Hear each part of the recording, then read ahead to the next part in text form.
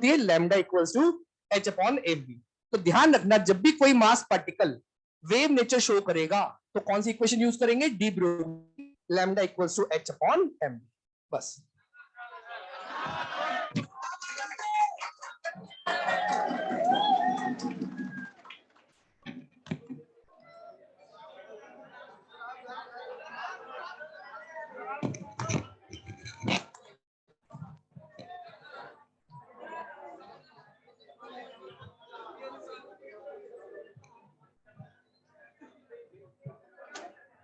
चलो बेटा, ना कल हम लोगों ने कॉन्फ़िगरेशन स्टार्ट कर दिया था और कॉन्फ़िगरेशन में लास्ट में 4D सीरीज हो गया था। ठीक है, ठीक है। कल हम लोगों ने इलेक्ट्रॉनिक कॉन्फ़िगरेशन में सबसे पहले ये पढ़ा था कि एस ब्लॉक का जनरल इलेक्ट्रॉनिक कॉन्फ़िगरेशन NS122 होता है, पी ब्लॉक का जनरल कॉन्फ़िगरेशन NS2 NP126 होता है, डी ब्लॉक का general configuration NS022 N-1 D 1 to 10 होता है। जीरो केवल और केवल कहां मिलेगा, पैलेडियम में। कल वो आ भी गया था लास्ट में हमने जब देखा था। इसके अलावा एफ ब्लॉक की जनरल कॉन्फ़िगरेशन आपको बताई 2 N-1 D 0 या 1 और N-2 F में क्या मिलेगा 1 to 14 आपको देखने को मिलेगा। ठीक है, कल हम लोगों ने 3D सीरीज में जो कंडीशन देखी थी वो ये देखी थी कि 3D सीरीज में D4 D9 आएगा, D6 और D5 D10 रिपीट होगा। लास्ट में जो हमने टेक्नीशियम की कॉन्फ़िगरेशन लिखी थी, मैंने बोला था टेक्नीशियम के बारे में एक पॉइंट हम लोग डिस्कस करेंगे बाद में। ठीक है, टेक्नीशियम का कॉन्फ़िगरेशन जो बन रहा था वो क्या बन रहा था बेटा, argon sorry krypton 4s2 3d5। ये कॉन्फ़िगरेशन है, किसका कॉन्फ़िगरेशन है, टेक्नीशियम का। अब अगर टेक्नीशियम का कॉन्फ़िगरेशन आप देखें, हाँ सॉरी 5s और 4d। ठीक है, तो टेक्नीशियम का ये जो कॉन्फ़िगरेशन बन रहा है, इस टेक्नीशियम के कॉन्फ़िगरेशन में एक बात ध्यान रखना, जितने भी कॉन्फ़िगरेशन है एलिमेंट्स के, एनसीईआरटी के अंदर ही बहुत सारे एलिमेंट्स के दो अलग अलग कॉन्फ़िगरेशन दिए हुए हैं। जैसे क्लास 11th में जो एनसीईआरटी का पीरियोडिक टेबल बना हुआ है, ठीक है, चैप्टर नंबर 3 में, वहां पर बॉक्स में हर एलिमेंट के सिंबल के साथ उनका कॉन्फ़िगरेशन भी लिखता है एनसीईआरटी। और फिर जब आप ब्लॉक्स पढ़ते हैं individually, S block, P block, D block, F block, और उनमें भी हर ग्रुप के बारे में जब आपको समझा रखा है, तो वहां पर भी हर एलिमेंट की कॉन्फ़िगरेशन दे रखी है। हर एलिमेंट की कॉन्फ़िगरेशन उस बॉक्स में और बहुत सारे एलिमेंट की कॉन्फ़िगरेशन जब आप इंडिविजुअल ब्लॉक्स पढ़ेंगे तो मैच नहीं होगी जो एनसीईआरटी में दे रखी है। तो ऐसे कई सारे एलिमेंट्स हैं जिनकी कॉन्फ़िगरेशन एनसीईआरटी में ही डिफरेंट डिफरेंट दे रखी है। बाकी किसी के बारे में आपको कोई ध्यान रखने की जरूरत नहीं, बट मैं बात कर रहा हूं टेक्नीशियम की। क्यों? क्योंकि टेक्नीशियम के बारे में स्टैंडर्ड बुक्स भी अलग अलग रिप्रेजेंटेशन देते हैं। तो टेक्नीशियम के लिए आपको दो कॉन्फ़िगरेशन ध्यान रखनी है। एक तो ये कॉन्फ़िगरेशन है जिसको हम लोग इसी को फॉलो करेंगे क्योंकि 80% बुक्स यही देता है। लेकिन टेक्नीशियम के लिए आपको एक कॉन्फ़िगरेशन और ध्यान रखनी होगी, और वो सेकेंडरी कॉन्फ़िगरेशन कौन सी होगी बेटा, 5s1 46। क्योंकि यहां पर आके एनसीईआरटी तो छोड़िए, स्टैंडर्ड बुक्स भी डिफर करती है, और इसीलिए आपको ये दोनों कॉन्फ़िगरेशन याद रखनी है। आप पहली प्रायोरिटी आप हमेशा किसको दे रहे हैं, 45 को, और दोनों ही एनसीईआरटी के अंदर है। तो दोनों में से कोई भी आए आप आसानी से क्लेम कर सकते हैं आंसर में, कोई दिक्कत नहीं आएगी। पर है ना, ध्यान रखें आपके सामने दोनों कॉन्फ़िगरेशन है, इसको भी याद रखने की कोशिश करें अगर हो सकता है तो, वरना कोई जरूरत नहीं है इतनी। ठीक है, अब आगे बढ़ते 3D सीरीज और 4D सीरीज के बाद 5D और 6D सीरीज के बारे में हम लोग बात करने वाले हैं। 5D सीरीज की अगर बात की जाए तो 5D सीरीज में n का वैल्यू हो जाएगा बेटा 6, मतलब ये 6th पीरियड को बिलोंग करेगा। और मेंबर्स की अगर हम लोग बात करें तो कल आपको बोला था डी ब्लॉक की कॉन्फ़िगरेशन जब आप देखते हैं तो इस तरह से हम लोगों ने, है ना, फर्स्ट लेक्चर में देखा था, सेकंड ईयर लाएंगे इसी। कल हमने ये वाली सीरीज पढ़ ली, ये 3D सीरीज थी। फिर यारी जरा निभाना, ये वाली सीरीज पढ़ ली, ये 4D सीरीज है। आज हम किसके बारे में बात करने वाले, 5D सीरीज और 6D में। अब एक बात याद करिएगा, क्या 5D सीरीज में सबसे पहला एलिमेंट लैंथेनम आता है या नहीं आता बेटा, आता है। और लैंथेनम का एटॉमिक नंबर कितना है, 57। लेकिन 57 के बाद आने वाले 14 एलिमेंट्स कहां चले जाते हैं बेटा, एफ ब्लॉक में। कौन से ब्लॉक में, एफ ब्लॉक 4F सीरीज में। और 4F सीरीज का एटॉमिक नंबर आई होप सबको पता है, 58 से लेकर 71। फिर 71 के बाद वापस से ये सीरीज शुरू होती है, और कहां से शुरू होगी, एटॉमिक नंबर 72 से, जो कि क्या आता है बेटा, टी जरा हाफ। तो आपको यहां पर जब हम सीरीज देख रहे हैं, 5D सीरीज देख रहे हैं, और ऐसे ही जब हम 60 सीरीज भी देखेंगे तो उसमें भी क्या होगा, 89 के बाद सीधे अगला एटॉमिक नंबर कौन सा आएगा बेटा, 104 आ रहा होगा। और बीच के जो इलेक्ट्रॉन्स है वो कहां पर एंटर हो रहे होंगे, एफ में। एक बात बताइएगा, अगर मैं लैंथेनम का जब कॉन्फ़िगरेशन लिखूंगा तो क्या लैंथेनम के कॉन्फ़िगरेशन में मेरे को 4F के इलेक्ट्रॉन मिलेंगे या नहीं मिलेंगे, नहीं मिलेंगे। क्यों नहीं मिलेंगे, क्योंकि 4F तो इसके बाद में भरेगा। लेकिन जब मैं हाफनियम या उसके आगे के एलिमेंट्स की बात करूंगा तो क्या उनके कॉन्फ़िगरेशन में मेरे को 4F14 मिलेगा या नहीं मिलेगा? मिलेगा। और वो हिडन कॉन्फ़िगरेशन रहेगा, भले आपको लिखा दिया जाए चाहे ना लिखाया जाए, आपको पता होना चाहिए कि वहां पर 4F सीरीज प्रेजेंट होगी। चलिए आइए बात करते हैं इसके बारे में। सबसे पहले एलिमेंट्स की बात करते हैं। लेंथेनम 57 और फिर ब्रेक आ गया 58 से 71, अगला एटॉमिक नंबर फिर आया 72। अब देखिए याद करने का तरीका क्या होता है इस सीरीज को, तो याद करने के लिए बोलते हैं ला हफ्ता वरना रे उस इरादे से पिटाई और होगी। बाकी आपको जैसा भी याद है याद रखिए, कोई दिक्कत नहीं है। ला हफ्ता वरना रे उस इरादे से पिटाई और होगी। यहां पर एटॉमिक नंबर आ जाता है बेटा 73, एटॉमिक नंबर 74, 75, 76, 77, 78, 79 एंड 80। अब ये सीरीज में अगर हम लोग इनर्ट गैस के बारे में बात करें बच्चों, तो इनर्ट गैस में सबसे पहली बात है कि पीरियड नंबर है 6 और 6 पीरियड के एलिमेंट्स पे इनर्ट गैस कौन से पीरियड की लिखोगे? फिफ्थ पीरियड की इनर्ट गैस कौन सी आ जाएगी? हीलियम, नियोन, आर्गन, क्रिप्टॉन और जेनॉन। तो आप यहां पर जो इनर्ट गैस लिखने वाले हैं वो इनर्ट गैस आ जाएगी बेटा जेनन, सभी के लिए जेनॉन लिख दिया जाएगा। और साथ ही साथ कल हमने डी ब्लॉक का जनरल कॉन्फ़िगरेशन देखा था। डी ब्लॉक का जनरल कॉन्फ़िगरेशन था NS0 to 2 और N-1D। तो इसमें जो सबशेल यूज होंगे वो कौन से सबशेल होंगे? N ये है, तो NS का मतलब क्या हो जाएगा बेटा? 6S, और N-1D का मतलब क्या हो जाएगा? 5D। ये दो सबशेल की जरूरत पड़ने वाली है। और सुनिएगा, अभी मैं जो कॉन्फ़िगरेशन होना चाहिए था वो लिख रहा हूं, फिर चेंज करेंगे। सुनिएगा, इसमें वैसे एक ही एक्सेप्शन आएगा, 6S2 5D1, ये 5D सीरीज का पहला मेंबर है तो 5D1 होना चाहिए था। 6S2 5D का दूसरा मेंबर है तो 5D2 होना चाहिए।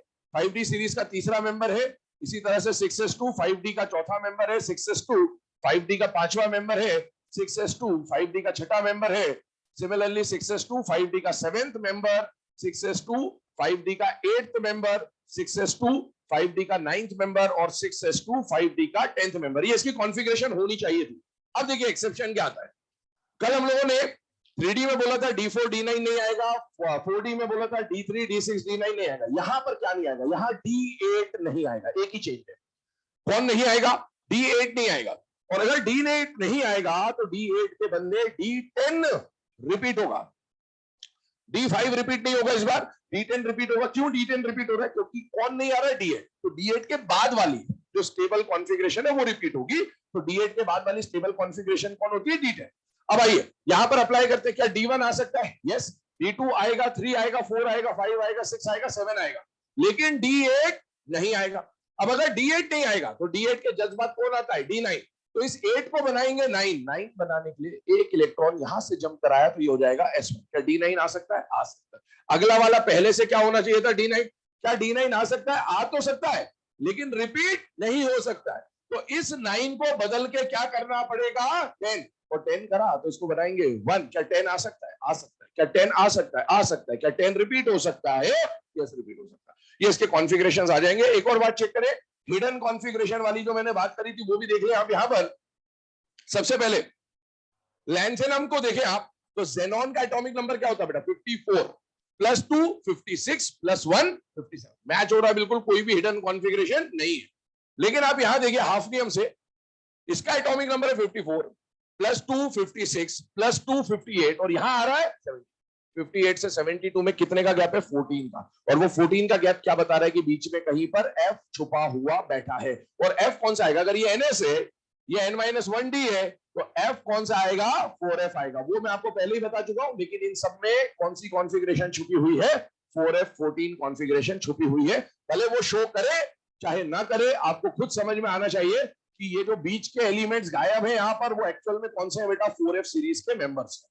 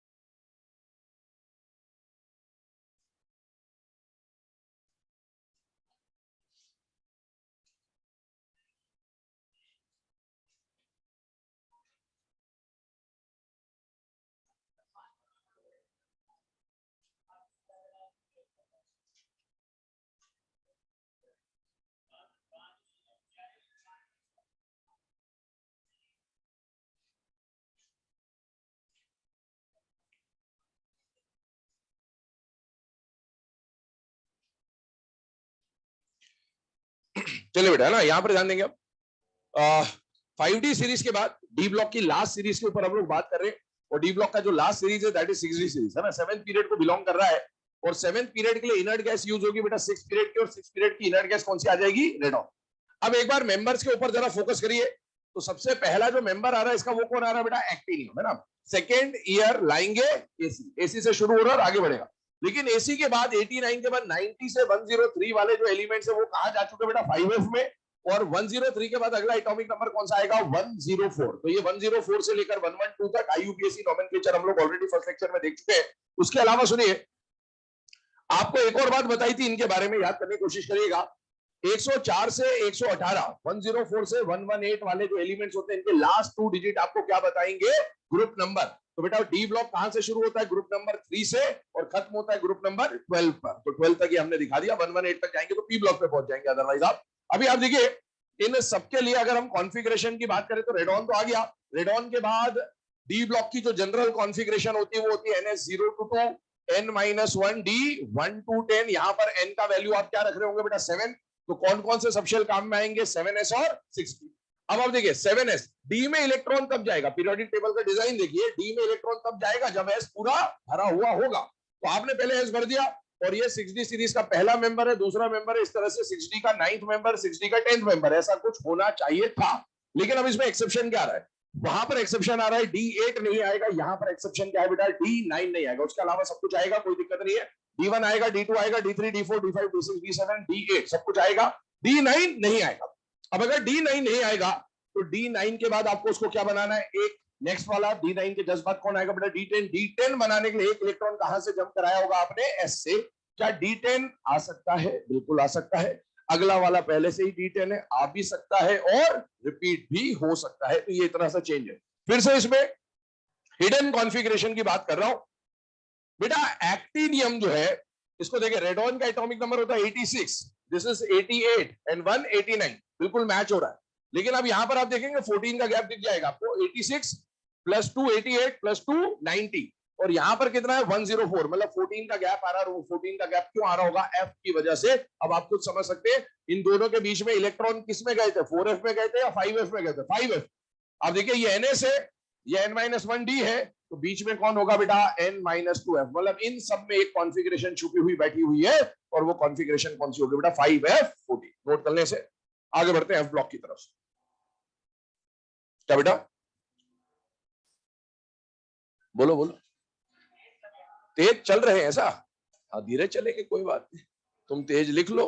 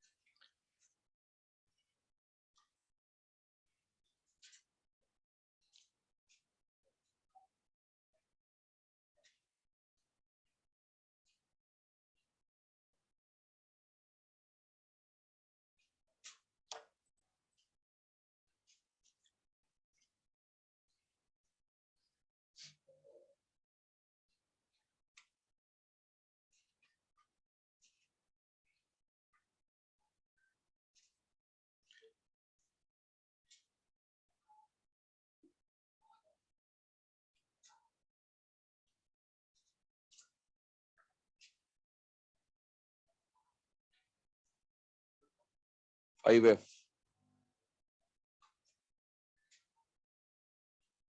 चलो बेटा ना, अभी यहां पर ये जो ऊपर एक पॉइंट मैंने लिखा हुआ है, ध्यान से देखिए, यहां पर ये जो लैंथेनम है और ये जो एक्टिनियम है, मतलब जिनके नाम पे लैंथेनाइट्स का नाम रखा गया है और जिसके नाम पे एक्टिनाइट्स का नाम रखा गया है, इन दोनों के बारे में एक पॉइंट लिखा हुआ है कॉमन, कि ये दोनों N+L रूल को क्या करते हैं बेटा, वायलेट करते हैं। They are exception of N+L rule, है ना। इसको समझने की कोशिश करें क्या हो रहा है। अफबाउ रूल के अकॉर्डिंगली इलेक्ट्रॉन की फिलिंग अगर आप देखें तो बेटा, अफबाउ रूल के अकॉर्डिंगली सबसे पहले इलेक्ट्रॉन किसमें जाना चाहिए, 1s, फिर किसमें जाना चाहिए 2s, फिर किसमें जाना चाहिए 2p, 3s, 3p। इसके बाद आता है बेटा अफबाउ रूल से 4s, 3d, 4p, फिर आता है 5s 4d 5p, फिर आता है 6s 4f 5d 6p। ये अव्वा रूल है और ये हम लोग ऑलरेडी पढ़ भी चुके हैं। पहले लेक्चर में हमने बोला था ns से शुरू करना है, np पे खत्म करना है, रिवर्स डायरेक्शन में n-20 और n-2f आता है, वही ये। ठीक है, अब आप देखो 6s के बाद उधर देखना, जेनॉन के बाद कौन आया बेटा 6s। 6s के बाद इलेक्ट्रॉन की एंट्री किसमें होनी चाहिए थी अव्वा के अकॉर्डिंगली 4f, जबकि वहां पर 6s के बाद इलेक्ट्रॉन किसमें एंटर हो रहा है 5d में।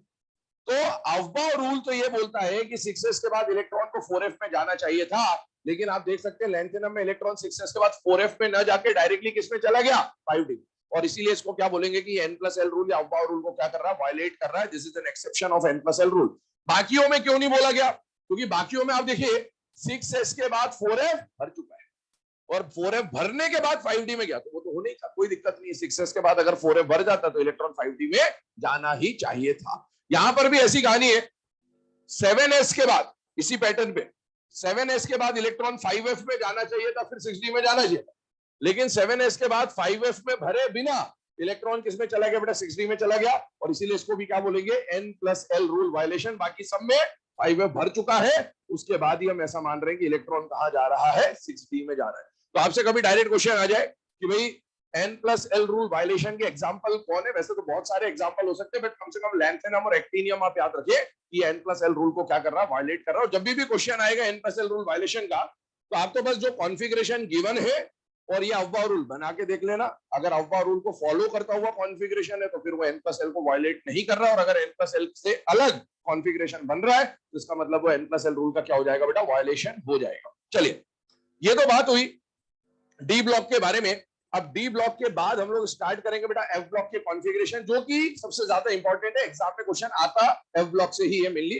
गैडोलिनियम की अगर हम लोग बात करें, एफ ब्लॉक में भी 4f सीरीज से ही क्वेश्चन पूछा जाता है मेनली, है ना। 5f भी नहीं पूछता, हालांकि हम पढ़ेंगे जरूर उसको भी, बट आता क्वेश्चन 4f से है, क्योंकि 5f में ज्यादातर रेडियो एक्टिव एलिमेंट्स आपको देखने को मिलते हैं, तो उनकी प्रॉपर्टीज वगैरह ज्यादा पूछता ही नहीं आपसे।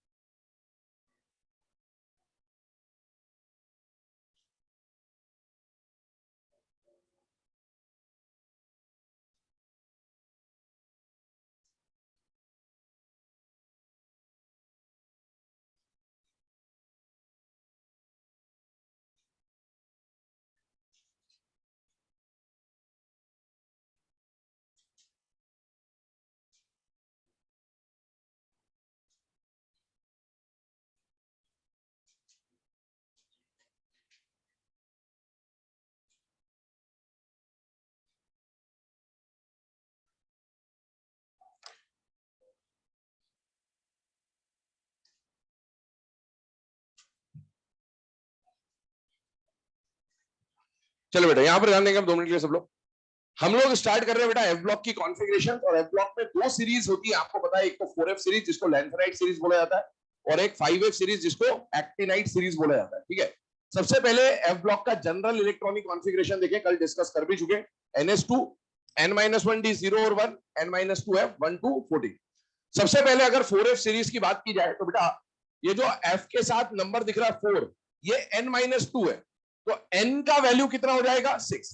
तो हमें यह पता चल गया कि 4F series belongs to 6th period, ये हम लोग पहले से डिस्कस करते हुए आ रहे हैं, और इनको लैंथेनाइट या फिर रेयर अर्थ मेटल बोला जाता है, क्योंकि पूरा एफ ब्लॉक मेटल है। कल बताया था मेटलॉइड्स के बारे में, पूरा एस ब्लॉक, पूरा डी ब्लॉक, पूरा एफ ब्लॉक क्या होता है, मेटल्स। और ये मेटल्स को रेयर अर्थ मेटल्स क्यों बोलते हैं, क्योंकि ये अर्थ में मिलता तो है लेकिन इसका परसेंटेज बहुत नेग्लिजिबल होता है अर्थ के अंदर, इसलिए इनको क्या बोला जाता है बेटा, रेयर अर्थ मेटल्स। आगे सुनिए, मेंबर्स को याद करने का तरीका पहले लेक्चर में बताया जा चुका है आपको, सिर पर नदियां प्रेम की समाई वगैरह इस तरह से चलेंगे।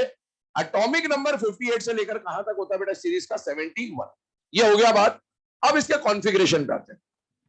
कॉन्फ़िगरेशन में क्योंकि ये एलिमेंट 6th पीरियड के हैं, तो इनर्ट गैस जो आप यूज करोगे वो कौन से पीरियड की होगी बेटा, 5th, और 5th पीरियड की इनर्ट गैस कौन होती है, ज़ेनॉन। इसके अलावा अगर बात करें तो n का वैल्यू 6 है बेटा, इसको अगर आप एफ ब्लॉक की जनरल कॉन्फ़िगरेशन में रखते हैं तो ns का मतलब क्या बनेगा 6s, n-1d का मतलब क्या बनेगा 5d, और n-2f का मतलब क्या बनेगा 4s। मतलब आपको लैंथेनाइट्स की कॉन्फ़िगरेशन में 3 सबशेल्स की जरूरत पड़ेगी, 6s, 5d और 4f। आगे सुनिएगा, अब इसकी कॉन्फ़िगरेशन जब आप फिल करने जाएंगे तो आपको यहां पर एक डायलॉग याद रखना है, वो है अब तक 56। क्या याद रखना है, अब तक 56। अब तक 56 मूवी है ना, नाना पाटेकर की पार्ट 1 पार्ट 2। ठीक है, तो आप देखिए अब तक 56 का कहने का मतलब क्या, अब तक 56 कहने का मतलब यह है कि ज़ेनॉन और 6s2 की फिलिंग करनी है आपको।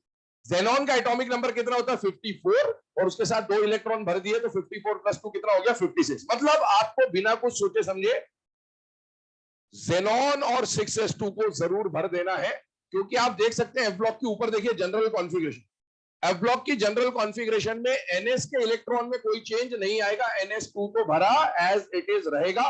चेंज किस में आएगा, D और F में चेंज आएगा, लेकिन NS में कोई चेंज नहीं आएगा, इसलिए NS2 फिक्स है, और इसीलिए आप पहले कितने इलेक्ट्रॉन भरेंगे, अब तक 56। अब तक 56 का मतलब हो गया ज़ेनॉन के साथ आपने क्या भर दिया बेटा 6s2। ठीक, आगे सुनिएगा, अभी आपने इन दोनों को मिला के, ज़ेनॉन और 6s2 को मिला के, 6s2 को मिला के अब तक 56 भर दिया। अब सोचिए अब तक 56 भरने के बाद कितने इलेक्ट्रॉन बच रहे हैं, 2। 58 थे, 56 भर दिए, कितने बचे 2, यहां कितने बचेंगे 3, ऐसे करते करते यहां बचेंगे 15 इलेक्ट्रॉन।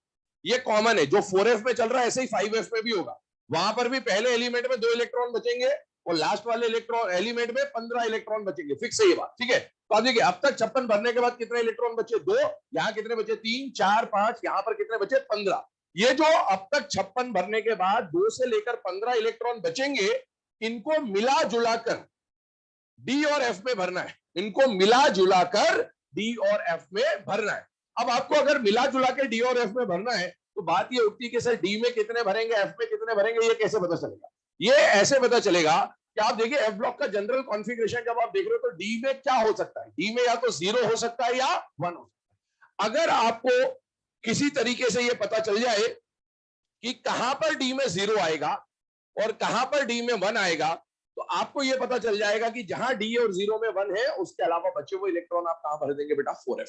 वो जो बचे हुए इलेक्ट्रॉन है 2 से लेकर 15, उनको मिला जुला के इसमें भरना है। इसमें से अगर इसकी फिलिंग आपको पता चल जाए तो बचे हुए इलेक्ट्रॉन आप कहां पहुंचा देंगे बेटा 4F में। और उसको याद रखने के लिए तरीका चलता है से गुड लक। क्या तरीका चलता है बेटा, से गुड लक। ये जो से गुड लक है, से गुड लक की बात करें अगर, तो कौन कौन आ रहा है बेटा, सीरियम, ये आ रहा है गैडोलिनियम जो सबसे ज्यादा बार एग्जाम में पूछा गया, और आ रहा है ल्यूटेशियम। से गुड लक जो है, इन से गुड लक में D1 आएगा। क्या आएगा बेटा, D1 आएगा। हम लोग D की बात कर रहे हैं फिलहाल में ना, कि कहां पर D0 रखना है, कहां D1 रखना है। से गुड लक में क्या मिलेगा बेटा, D1 मिलेगा। रेस्ट ऑल, बाकी सब में D0 आएगा। अब आपको अगर D के इलेक्ट्रॉन की भी जानकारी हो चुकी है तो बचे हुए इलेक्ट्रॉन किसमें भर देना बेटा, F में। देखिए इधर ध्यान से 2 मिनट के, से गुड लक में D1 आएगा, से गुड लक इनमें D1 भर दिया, और बाकी सब में हमने क्या फिल कर दिया बेटा, D0। और आप याद करिए मैंने बोला था अब तक 56 भरने के बाद जितने भी बचे हुए इलेक्ट्रॉन होंगे वो मिला जुलाकर D और F में भरे जाएंगे। यहां पर कितने इलेक्ट्रॉन बच रहे थे? 2। ध्यान समझना फीलिंग को। 2 इलेक्ट्रॉन बच रहे थे, 2 में से डी में आपने कितना भर दिया? 1। तो बताइए एफ में कितना जाएगा? 1।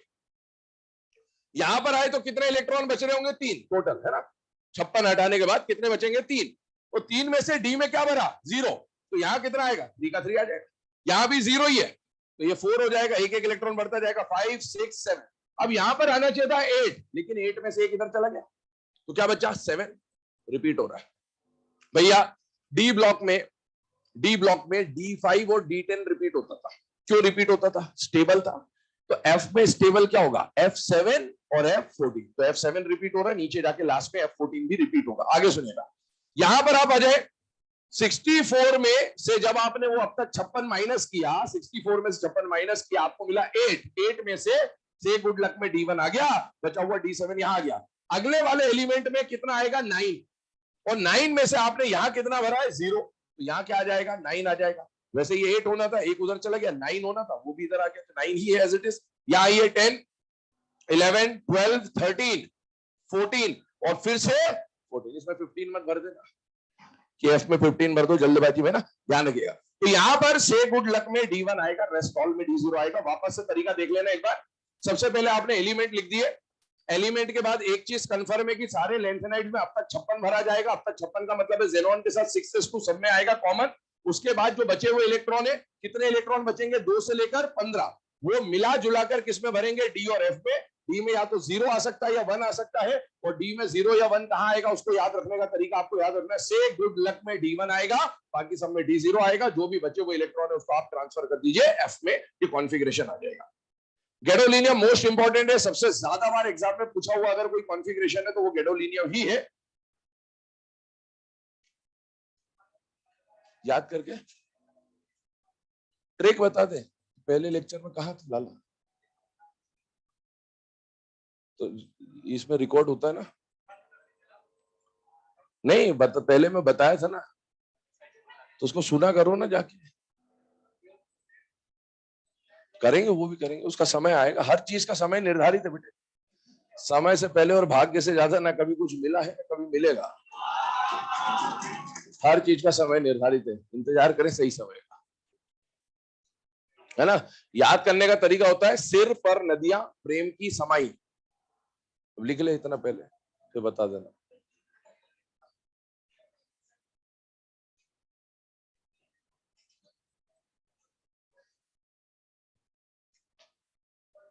लिख लिया? क्या लिखा है?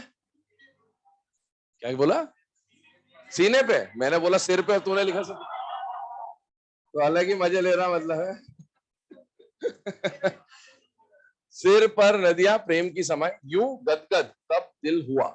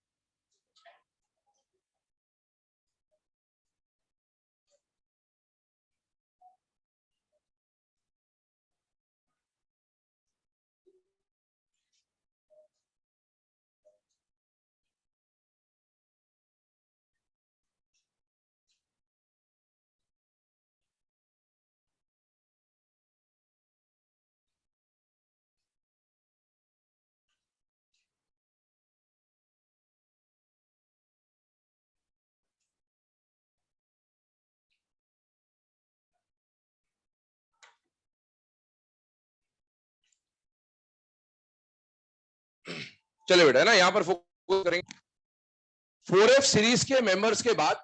अगर हम लोग बात करें लास्ट जो कॉन्फ़िगरेशन हमें समझना है वो है 5f मेंबर्स के बारे में, ठीक है।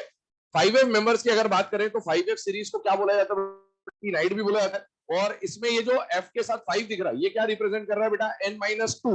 n-2 का वैल्यू अगर 5 है तो n का वैल्यू क्या होगा बेटा, 7। तो ये 7th पीरियड के मेंबर है। 7th पीरियड के मेंबर के लिए इनर्ट गैस कौन से पीरियड की यूज होगी बेटा, 6th पीरियड। और 6th पीरियड की इनर्ट गैस कौन होती है, रेडॉन। अभी मेंबर्स की बात करें तो यहाँ पर सीरीज जाती है 90 से लेकर 103। याद करने का तरीका आपको बोला हुआ है, तुम्हें पढ़ाऊं न्यूज़पेपर, पुराने आम कम दिखे, कैफे में ऐश फरमाते मेडोना लारा, ठीक है, पूछ लेना, नहीं आता तो आसपास भी पूछ लेना, पता होगा बहुतों को। अब इसमें रेडॉन के बाद अब देखिए, यहां पर मैंने आपको क्या बोला था, यहां पर याद करने का जो मंत्र था वो क्या था बेटा, अब तक 56, ठीक है। उसके बाद से गुड लक वगैरह में हमने देखा कि कहां पर D1 आएगा, कहां नहीं आएगा। यहां पर आप देखिए वो अब तक 56 का सिग्निफिकेंस आप यहां पर समझिए। इनर्ट गैस तो पक्का है कि आएगा। कौन सा इनर्ट गैस आएगा, रेडॉन। रेडॉन का एटॉमिक नंबर क्या है, 86। और क्या 7s2 सब में कॉमन है बेटा, यस। तो वहां पर गैस और 6s2 मिला के क्या हो रहा था, 56। यहां पर इनर्ट गैस और 7s2 मिला के क्या हो रहा है, 88। तो हम यहां पर बोल देंगे कि वहां पर अब तक 56 था और यहां पर क्या है बेटा, अब तक 88। ये फिक्स है कि इतना तो आएगा ही आएगा। इतना आने का मतलब है आप उसको ऐसे लिखेंगे, रेडॉन 7s2, ये फिक्स। अब रेडॉन 7s2 लिखने के बाद जो भी इलेक्ट्रॉन बच रहा होगा उसको मिला जुलाकर आप किसमें भरेंगे, डी और एफ। वो बचे हुए इलेक्ट्रॉन कितने होंगे, देखिए 90 में से 88 हटा है, क्या बचेगा, 2। यहाँ 3, यहाँ 15। जैसे वहां 2 से 15 बच रहा था, यहां पर भी 2 से 15 बच रहा होगा। अब उस 2 से 15 में कहां पर D0 आएगा, कहां पर D1 आएगा। जैसे से गुड लक में आपको पता आएगा, कहां भी आपको पता चल जाए कि कहां पर D1 आएगा, तो बचे हुए इलेक्ट्रॉन आप किस में फिल कर देंगे, F में। अब कैसे करना, इधर देखिए, ये जो PAUNP है, ये तीनों को देखें, इसको हम लोग बोलेंगे पवन। क्या बोलेंगे बेटा, पवन, है ना, लाइन से आ रहे हैं बिल्कुल, पवन। इसको बोलेंगे सिनेमा, इसको बोलेंगे लोरी। क्या बोलेंगे, सिनेमा और लोरी। तो इसको याद कैसे करेंगे, इसको याद करेंगे कि पवन ने लोरी गाकर सिनेमा देखा। कौन सा सिनेमा देखा, 1D सिनेमा देखा। कौन सा सिनेमा देखा, 1D सिनेमा। तो इसको याद क्या करेंगे, पवन ने लोरी गाकर 1D सिनेमा देखा, या पवन ने लोरी गाकर सिनेमा देखा। कौन सा सिनेमा देखा, 1D सिनेमा देखा, ठीक है। और सुनिए, इसमें एक अलग ही बात है, वो है थोरियम के बारे में। थोरियम जो है पहला एलिमेंट जो है सीरीज का, एफ ब्लॉक के अंदर, एफ ब्लॉक के एलिमेंट्स के अंदर n-1d में इलेक्ट्रॉन की क्वांटिटी क्या होनी चाहिए, या तो 0 या 1। थोरियम इकलौता ऐसा एफ ब्लॉक का एलिमेंट है जहां पर आपको D0 या D1 नहीं मिलता है। या एक्सेप्शनल फॉर्म में थोरियम के साथ आपको क्या मिलता है बेटा, D2 मिलता है। और ये सबसे अलग बात है, पूरे एफ ब्लॉक की कॉन्फ़िगरेशन से अलग ही कॉन्फ़िगरेशन दिखाता है। जैसे हम लोगों ने कल बात करा था कि डी ब्लॉक के जनरल कॉन्फ़िगरेशन बोले थे, एक NS0 to 2, और मैंने बोला कई बार NS1 to 2 भी लिख देता है। वैसे ही एफ ब्लॉक में भी दो कहानी बन सकती है। एफ ब्लॉक की जनरल कॉन्फ़िगरेशन NS2 तो पक्का है, n-1d में 0 और 1 भी लिख सकते हैं, या n-1 के d में 0 से 2 तक भी लिखा जाता है। लेकिन एनसीईआरटी अभी तक 1 ही लिखता है, इसीलिए हम यही कॉन्फ़िगरेशन लेकर चल रहे होंगे। लेकिन आपको पता होना चाहिए कि थोरियम में कॉन्फ़िगरेशन में D1 नहीं आता है, क्या आता है, D2। अभी उसको पर और बातें करते, देखिए पहले तो इसको याद करने की बात कर लेते हैं। अब तक 88 भर दिया, उसके बाद कहां पर D1 आएगा, D0 आएगा, उसकी बात कर रहे हैं। पवन ने लोरी गाकर सिनेमा देखा। कौन सा सिनेमा देखा, 1D सिनेमा देखा। ये जो है इसको हम बोलेंगे थलाइवा। क्या बोलेंगे, थलाइवा को जानते हो, रजनीकांत को बोलते थलाइवा, या CSK धोनी थाला, थाला बोलते हैं ना। तो अब आपको जो पता हो वो देख लेना अपने हिसाब से, और कुछ याद आए तो याद कर लेना अपने हिसाब से। पवन ने लोरी गाकर सिनेमा देखा। कौन सा सिनेमा देखा, 1D। थलाइवा या थाला ने, इसने अगर पवन ने 1D सिनेमा देखा तो थलाइवा इससे एक कदम आगे रहेगा। रजनीकांत बोलेगा मैं 2D सिनेमा देखूंगा, ठीक है, तुम घर पे 3D देखना। पवन ने लोरी गाकर 1D सिनेमा देखा, थलाइवा ने कौन सा देखा, 2D सिनेमा देखा। अब आपको यहां पर देखिए, पवन की बात करें बेटा तो ये आ गया D1, ये आ गया D1, ये आ गया D1। लेकिन थलाइवा ने कौन सा सिनेमा देखा बेटा, D2, 2D सिनेमा देखा। सिनेमा की अगर बात करें तो 1D सिनेमा, और लोरी गाकर भी 1D सिनेमा। ये एलिमेंट्स ऐसे हैं जो आपको 1D के साथ, और बाकी क्या दिख रहा है बेटा, D2। Rest all, rest all में क्या आएगा बेटा, D0। अब बाकी सबके अगर हम कॉन्फ़िगरेशन में D0 फिल कर दें, तो अगर एक बार आपको D का कॉन्फ़िगरेशन पता चल चुका है तो रिमेनिंग इलेक्ट्रॉन आप किसमें फिल कर देंगे बेटा, F में। और आप देखिए F की फिलिंग अगर हम लोग करें तो अब तक 88, ये 7s2 तक 88 आ चुका है। 88 के बाद यहां कितना बच रहा था? 2 के 2 इलेक्ट्रॉन किसमें चले गए? डी में। 5f में क्या आ गया? 0। बहुत ध्यान सुनिएगा, 5f में क्या आ गया? 0। कल मैंने आपको एक बात बोली थी, किसी भी एलिमेंट में अगर लास्ट इलेक्ट्रॉन s में एंटर होता है तो वो s ब्लॉक का मेंबर कहलाता है। लास्ट इलेक्ट्रॉन अगर p में एंटर होता है तो वो p ब्लॉक का मेंबर कहलाता है। जहां एंटर होगा उस ब्लॉक का मेंबर बन जाएगा। आप थोरियम की कॉन्फ़िगरेशन देखिए, थोरियम की कॉन्फ़िगरेशन में लास्ट इलेक्ट्रॉन कहां एंटर हो रहा है बेटा? डी में। अगर इसमें लास्ट इलेक्ट्रॉन डी में एंटर हो रहा है तो कॉन्फ़िगरेशन के हिसाब से थोरियम को किसका मेंबर कहा जाना चाहिए? डी ब्लॉक का। लेकिन थोरियम को पोजीशन कहां किया गया है? एफ ब्लॉक में। और ये वैसा ही कहानी है जो हीलियम के साथ होता है। हीलियम का कॉन्फ़िगरेशन होता है 1s2, लास्ट इलेक्ट्रॉन s में जा रहा था, मेंबर होना चाहिए था कॉन्फ़िगरेशन के बेसिस पे s ब्लॉक का, लेकिन प्रॉपर्टी के बेसिस पे कहां रखा गया है? p ब्लॉक में। वैसे इसका भी कॉन्फ़िगरेशन तो इसको डी ब्लॉक का मेंबर बताता है, लेकिन इसकी प्रॉपर्टी, रेडियो एक्टिव नेचर वगैरह वो सब चीजें जो है वो मैच किससे करती बेटा? 5f सीरीज से मैच करती, इसीलिए इसको 5f में रखा गया है। चलिए आगे बढ़ते। यहां पर 2 इलेक्ट्रॉन बच रहा था, 88 हटाने के बाद, यहां 88 हटाने के बाद क्या बचेगा? 3। 3 में से डी में कितना गया बेटा? 1, तो बचेगा 2, यहां आएगा 3, यहां आएगा 4, यहां आना चाहिए था 5, लेकिन एक इलेक्ट्रॉन और यहां आ गया, तो ये हो जाएगा 6, ये हो जाएगा 7, ये हो जाएगा 7, हाफ फील्ड। आप काउंट कर लीजिएगा, यहां आ जाएगा 9, 10, 11, 12, 13, 14 एंड अगेन 14। ये कॉन्फ़िगरेशन से आप 88 के बाद डी हटा के बाद जो भी इलेक्ट्रॉन बच रहा है वो आराम से फिल करके देख सकते हैं। लेकिन है ना, इसको ज्यादा याद करने की जरूरत नहीं है। मेनली क्वेश्चन जो आएगा आपको एग्जाम में वो 4f से आएगा। कम से कम इसकी प्रैक्टिस आपको बहुत तगड़ी तरीके से होनी चाहिए। और आपको है ना, इसको लिखना नहीं है एग्जाम में लिखा लिखाया ही आएगा। आपको तो बस ये बातें याद होनी चाहिए कि से गुड लक में D1 दिखेगा। जैसे आपको पूछेगा गैडोलिनियम का कॉन्फ़िगरेशन कौन सा सही है, तो उसमें आपको दिख रहा होगा पहले से 5d1, 5d1, 5d0, 5d0। तो आपको पता होना चाहिए कि गैडोलिनियम में गुड लक है तो गुड लक में D1 आना चाहिए। ये 2 ऑप्शन आपके हट गए। अब बाकी का कॉन्फ़िगरेशन आप अब तक 56 ये हटाया, आगे के इलेक्ट्रॉन भर दिया, और आपको तो एटॉमिक नंबर भी लिख के देता है। खत्म बात, ठीक है। तो कोई ज्यादा टेंशन लेने की जरूरत नहीं है।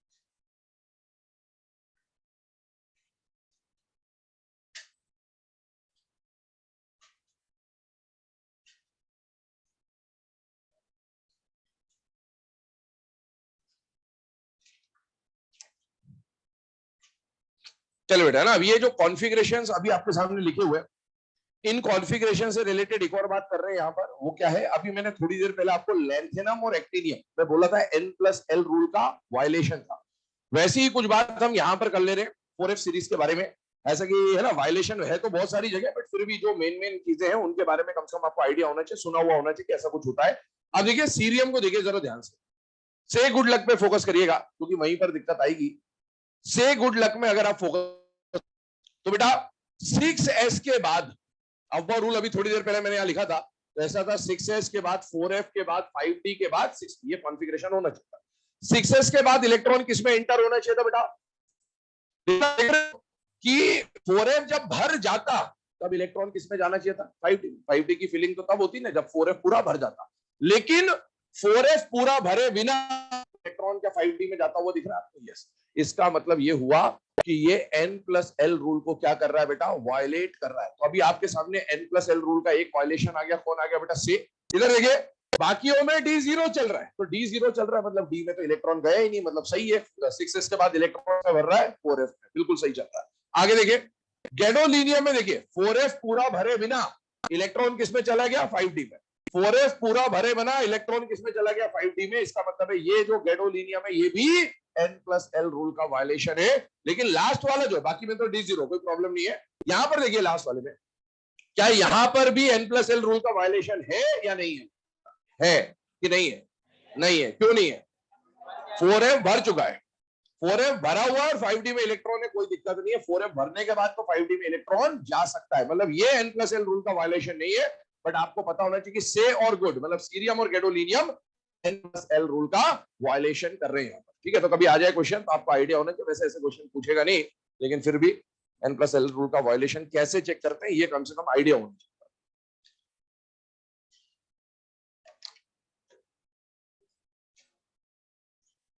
चलिए, अब इन कॉन्फ़िगरेशंस के बाद कॉन्फ़िगरेशन के बेसिस पे क्या क्या क्वेश्चन आपसे पूछे जा सकते हैं, हम उसकी प्रैक्टिस की तरफ चल रहे हैं।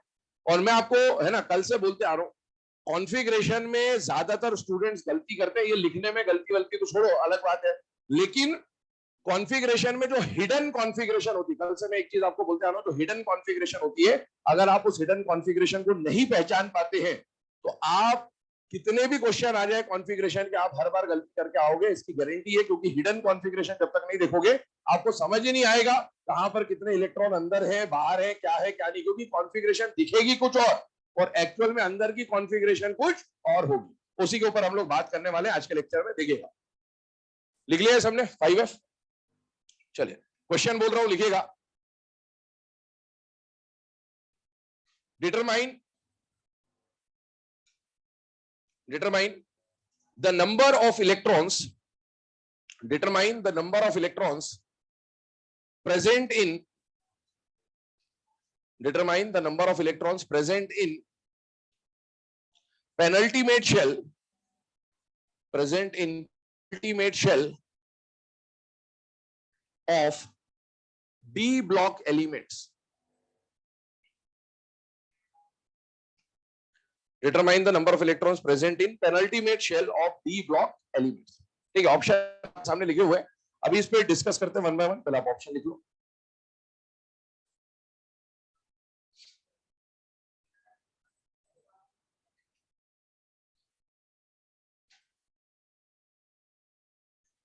अब देखो, इस क्वेश्चन को या ऐसे टाइप के क्वेश्चंस को एग्जाम में जब आता है तो अप्रोच करने का तरीका क्या होगा, पहले उसके ऊपर बात करते हैं। एग्जाम में आपको ये क्वेश्चन आ गया, अब क्वेश्चन को अप्रोच कैसे करेंगे? सबसे पहली बात, आप पूछा है नंबर ऑफ इलेक्ट्रॉन्स, और किसके बारे में पूछा गया? S block, P block, D block, F block में से डी ब्लॉक, ये लिखा हुआ है क्वेश्चन में क्लियर। तो आपको डी ब्लॉक के अंदर कितने इलेक्ट्रॉन्स है इसकी जानकारी निकालनी है, लेकिन आपको क्या बोला है क्वेश्चन में बेटा? डी ब्लॉक एलिमेंट्स बोला है।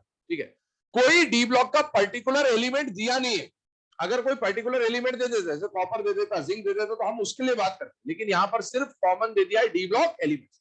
और क्योंकि कॉमन दिया हुआ है इसीलिए आपको सारे एलिमेंट्स को आपस में काउंट करते हुए चलना है, सबको कंसीडर करते हुए चलना है। इसलिए आप पूरे डी ब्लॉक का पहले क्या लिखोगे? जनरल इलेक्ट्रॉनिक कॉन्फ़िगरेशन, क्योंकि इलेक्ट्रॉन वहीं पे पता चलेगा। और शेल भी आपको दिया हुआ है, तो शेल के लिए भी आपको इस कॉन्फ़िगरेशन की जरूरत पड़ रही होगी कि कौन सा पेनल्टीमेट है, कौन सा क्या है। ये डी ब्लॉक का जनरल कॉन्फ़िगरेशन हमने लिख दिया। दूसरी बात क्या दी हुई है आपको? दूसरी बात ये बोली हुई है, 3 शेल होते हैं, है ना, हम लोगों ने पहले लेक्चर से इस पे बात करी हुई है। एक होता है NH शेल, एक होता है N-1 शेल, और एक होता है N-2 शेल। NH शेल का मतलब क्या होता है बेटा? Outer most shell. N-1 या जो सेकेंड लास्ट शेल होता है उसको क्या बोलते हैं बेटा? Penultimate shell. और जो थर्ड लास्ट शेल होता है उसको बोलते हैं प्री पेनल्टीमेट शेल, या फिर एंटी पेनल्टीमेट शेल भी बोला जाता है। ठीक है, अब कम से कम ये नाम आपको पता होने चाहिए, क्योंकि अगर ये नाम ही नहीं याद है तो फिर आप क्वेश्चन में कुछ भी नहीं कर सकते। पहली बात, NH शेल को क्या बोलेंगे बेटा? Outer most shell. N-1 shell को क्या बोलेंगे बेटा? पेनल्टीमेट शेल, या सेकंड लास्ट शेल बोलते हैं अपन नॉर्मली जो बोलते हैं डे टू डे लाइफ में। N-2 का मतलब होगा थर्ड लास्ट शेल, या फिर एंटी पेनल्टीमेट शेल, या फिर प्री पेनल्टीमेट शेल। अभी इस क्वेश्चन में फिलहाल में जो क्वेश्चन आपको दिया हुआ है, उस क्वेश्चन में आपसे बोला है डी ब्लॉक के अंदर पेनल्टीमेट शेल में इलेक्ट्रॉन्स की क्वांटिटी पहचानिए। अब आप देखें यहां पर कॉन्फ़िगरेशन आपके सामने लिखा हुआ है। N-1 शेल को हम लोग क्या बोलते हैं बेटा? Penultimate shell. मतलब मेरा फोकस N पे नहीं जाएगा, मेरा फोकस किस पे आएगा? N-1, क्योंकि मुझसे आउटर मोस्ट शेल नहीं पूछा है, मुझसे क्या पूछा है बेटा? Penultimate shell. क्या पेनल्टीमेट शेल में फिलहाल में आपको इलेक्ट्रॉन की क्वांटिटी कुछ दिख रही है या नहीं दिख रही है बेटा? दिख रही है, और वो क्वांटिटी क्या है बेटा? 1 से 10। अब ये देखकर जनरली स्टूडेंट 1 से 10 लगा देते हैं, जो कि गलत। जो कि गलत है, और इसका करेक्ट आंसर कौन सा है बेटा? 9 से 18। अब क्यों ये गलत है और क्यों 9 से 18 सही है, यही समझना है। और सारा खेल फिर से मैं बोल रहा हूं किसका है बेटा? हिडन कॉन्फ़िगरेशन का। अब हिडन कॉन्फ़िगरेशन कैसे हम लोग समझेंगे, उसको बहुत ध्यान से इत्मीनान से सुनिएगा, समझिएगा। अभी आपके सामने दो शेल लिखे हुए हैं, एक NH शेल और एक N-1H।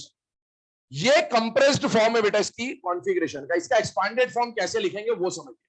इसमें दो शेल हैं, N और N-1। मैंने दोनों शेल दिखा दिए। अब मैं आपसे एक चीज पूछ रहा हूं, वो बताइएगा मुझे। अगर सेम शेल की बात करूं, किसकी बात करूं? सेम शेल, मतलब N मैंने फिक्स कर दिया।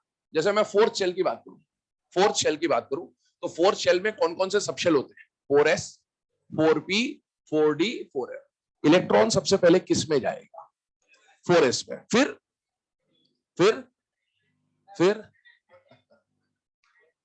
4s के बाद इलेक्ट्रॉन किस में जाएगा? अबे मैंने 3d तो दिया ही नहीं है मैंने।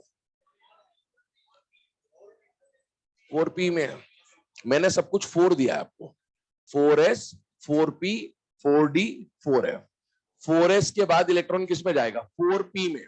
फिर किस में जाएगा? 4d में। फिर किस में जाएगा? 4f।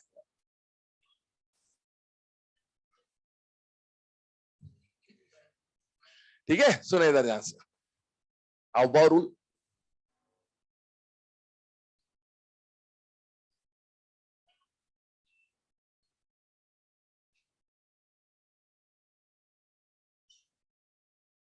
ये लिख दिया, अफबाउ रूल लिख दिया।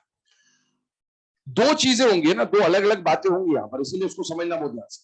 हमने पहले आने वाले शुरू वाले लेक्चर्स में ऐसा पढ़ा था कि किसी भी पीरियड की शुरुआत NS से होगी, पीरियड का खात्मा NP पे होगा, रिवर्स डायरेक्शन में N-1D, N-2F आएगा। ये हम पढ़ चुके, ठीक है। और अभी जो मैं पूछ रहा हूं वो ये नहीं पूछ रहा हूं आपसे। यहां पर आप देख सकते हो, ये जो आपको दिया गया है फिलहाल में, ये जो हम पढ़ रहे थे पहले पढ़ चुके हैं, इसमें शेल नंबर तो सेम है ही। अगर एक शेल N है तो दूसरा शेल N-1 है, तीसरा शेल N-2।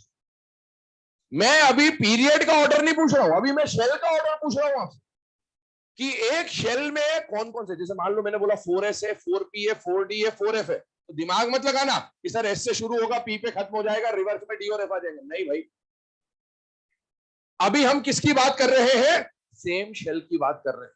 अगर शेल नंबर अलग अलग होते ना, तब तो ये चल जाता, ये वाला जो पॉइंट पढ़ रहे हो, लेकिन अभी शेल नंबर सेम। आप देखो अफबाउ रूल से समझिए। बताओ 4s को ढूंढो इसमें, अफबाउ रूल में ये रहा 4s। मैं फोर्थ शेल की बात कर रहा हूं, शेल नंबर फिक्स है, ये ध्यान रखिएगा। NS या 4s, 4s के बाद इलेक्ट्रॉन किस में जाएगा? 4p। फिर किस में जाएगा? 4d। फिर किस में जाएगा? 4f। अगर मैंने शेल नंबर सेम रखा है तो इलेक्ट्रॉन के फिल होने का ऑर्डर हमेशा पक्का है कि सेम शेल के अंदर इलेक्ट्रॉन हमेशा पहले S में जाएगा, फिर उसी शेल के P में जाएगा, फिर उसी शेल के D में, और फिर उसी शेल के F में। भले S और P के बीच में कोई और दूसरा सबसेल भर गया हो, चलेगा, लेकिन उस शेल के लिए तो हमेशा पहले S में, फिर P में, फिर D में, फिर F। बीच में जो भरेंगे वो दूसरे शेल के होंगे। ये बात समझ में आनी चाहिए। तो अगर मैं सेम शेल के लिए बात करूं तो ये बात हमेशा ध्यान रखिएगा, अगर शेल नंबर सेम रखा, आपने फिक्स रखा, तो इलेक्ट्रॉन हमेशा पहले S, फिर P, फिर D, फिर F। लेकिन अगर आपने शेल नंबर अलग अलग कंसीडर करने का प्लान कर लिया है, तो इलेक्ट्रॉन पहले NS में जाएगा, फिर N-2F में जाएगा, फिर N-1D में जाएगा, और फिर NP में जाएगा। ये कब है? जब शेल नंबर अलग है, और ये कब है? जब शेल नंबर सेम है। आइए, यहां पर इसी बात को हमें यूज करना है, और इसको समझे बिना आप ये क्वेश्चन कर नहीं सकते, या इस टाइप के क्वेश्चन कर नहीं सकते। आइए, अब मैं यहां पर दो शेल की कहानी समझ रहे हैं हम लोग, एक N और एक N-1। मान लो अभी मैंने शेल फिक्स कर दिया, NH शेल की बात कर। बताइए, सेम शेल में इलेक्ट्रॉन सबसे पहले किस में जाएगा? SPDF में से S में। किस में जाएगा? S में। क्या यहां पर कॉन्फ़िगरेशन में आपको ऐसे दिखा रखा है? यस। तो आप उसको एज इट इज लिख दो, क्योंकि S से पहले सेम शेल में S से पहले इलेक्ट्रॉन क्या किसी में फिल हुआ होगा? नहीं। जब भी जाएगा सेम शेल में, S के बाद ही उसके P या D या F पे जाएगा, और आपको S दिखा रखा है, मतलब S के बाद इलेक्ट्रॉन इसमें किसी में नहीं गया है। आइए, अगला शेल आपको कौन सा दे रखा है? N-1। ऊपर देखिए, आपको N-1 का क्या दिखा रखा है? D। मैंने शेल फिक्स कर दिया, मैं अब N-1 की बात कर रहा हूं। अगर n-1 के d में इलेक्ट्रॉन गया है तो क्या n-1 के d में डायरेक्टली इलेक्ट्रॉन जा सकता है, या पहले n-1 का s और n-1 का p भी भरा होगा? s और p भरा होगा, n-1 की बात कर रहा हूं। जब n-1 का s भर चुका होगा, n-1 का p भर चुका होगा, तभी जाके n-1 के d में इलेक्ट्रॉन जा सकता है, वरना जा ही नहीं सकता। और अगर आपको n-1 का d दिखा रखा है, इसका ये मतलब निकलता है कि n-1 d तक तो इलेक्ट्रॉन गया है, और ये अगर गया है तो इससे पहले कहां कहां गया होगा इलेक्ट्रॉन? s भी भरा होगा, p भी भरा होगा, तब जाके d का तो जो कॉन्फ़िगरेशन है वो एज इट इज लिख दो, उसकी कोई दिक्कत नहीं है, d में 1 से 10 इलेक्ट्रॉन जा सकता है। अब आप देखिए, क्वेश्चन में आपसे पूछा था कि डी ब्लॉक एलिमेंट्स के पेनल्टीमेट शेल में कितने इलेक्ट्रॉन होते हैं। अब आपको हिडन कॉन्फ़िगरेशन आपने एक्सपांड कर लिया, अब आपको आंसर दिखेगा, और आंसर क्या दिखेगा भैया? ये तो फिक्स है, ये तो फिक्स है 2 और 6, चेंज तो केवल डी होगा, तो 8 इलेक्ट्रॉन तो पक्के हैं, और अगर डी में 1 इलेक्ट्रॉन आ गया तो टोटल एसपीडी मिला के कितना हो जाएगा? 9, n-1 में 9, और अगर मैंने डी को मैक्सिमम फिल कर दिया तो 2 + 6 + 10 कितना हो जाएगा? 18, मतलब रेंज कितना बनेगा बेटा? 9 से लेकर 18। अब आपसे इसमें और क्या क्वेश्चन पूछ सकता है? अगला क्वेश्चन ये पूछ सकता है, सारे क्वेश्चन लिखा नहीं सकते, मैं डिस्कस कर दे रहा हूं। For D block elements in the penultimate shell, maximum number of electrons can be 18, minimum number of electrons can be 9. For d block elements in outermost shell, the number of electrons can be 0 to 2, maximum number of electrons can be 2, minimum number of electrons can be 0. इस तरह के question आपसे frame करेगा। इसको लिखे, एक और question देखते हैं इसी टाइप का।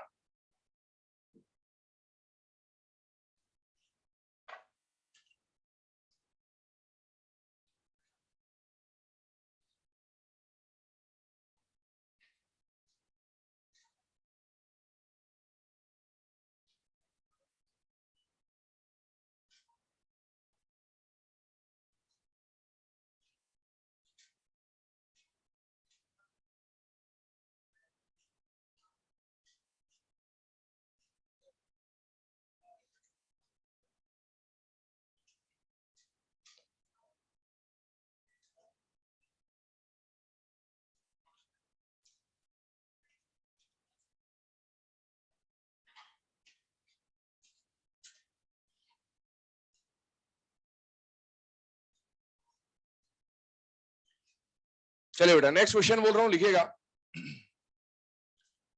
Determine the number of electrons, determine the number of electrons present in,